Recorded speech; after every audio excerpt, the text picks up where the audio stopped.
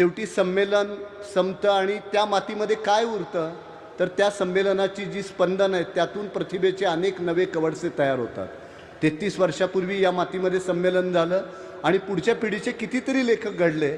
साताऱ्यामध्ये जे संमेलन झालेलं आहे त्या संमेलनाची स्पंदनं दीर्घकाळ रेंगाळत राहतील या मातीमध्ये आणि त्यातून अनेक नवे साहित्यिक निर्माण होतील याची मला खात्री आहे.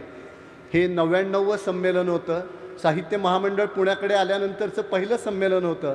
त्यामुळं आम्ही खूप बारकाईने त्यामध्ये लक्ष घातलं आणि अधिकाधिक त्रुटी दूर करण्याचा प्रयत्न केला. आपल्या सगळ्यांना उत्सुकता आहे ती 100व्या संमेलनाची. 1878मध्ये पहिलं संमेलन ग्रंथकार संमेलन पुण्यामध्ये झालं की जे लोकहितवादी आणि न्यायमूर्ती रानडे यांनी आयोजित केलेलं. 100 वर्ष पूर्ण होत असताना ते एक वर्तुळ पूर्ण होत आहे. म्हणून 100वं संमेलन पुण्यात होणार आहे आणि महाराष्ट्र साहित्य परिषद त्याचं आयोजन करणार आहे.